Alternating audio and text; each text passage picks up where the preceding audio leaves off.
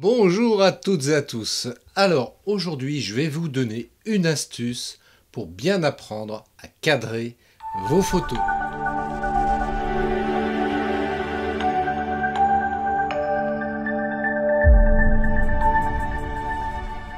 Alors si vous souhaitez faire une photo qui soit correctement prise, qui soit entre guillemets réussie, la première règle à se rappeler, c'est le cadrage.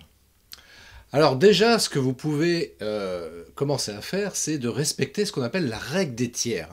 La règle des tiers, ce sont deux lignes horizontales et deux lignes verticales. Et le croisement de ces lignes sont ce qu'on appelle des lignes de force. Et c'est sur ces points de croisement que vous devez situer votre sujet. Alors voici par exemple une photo que j'ai prise avec mon petit bonhomme qui est là. Voilà, il est tout mignon. Avec ce petit bonhomme que j'ai pris en photo. Et comme vous pouvez le voir, la photo est extrêmement mal cadrée parce que en définitive mon sujet est en plein centre de la photo, donc il n'est absolument pas positionné sur ces lignes de force, et du coup c'est vrai que la photo est pas forcément bien réussie. Je rappelle que ces lignes de force représentent des points importants que l'œil va automatiquement visualiser. C'est quelque chose de tout à fait naturel. C'est la raison pour laquelle il est important de positionner votre sujet sur l'un de ces points, voilà, qui représente donc le croisement de ces lignes de force.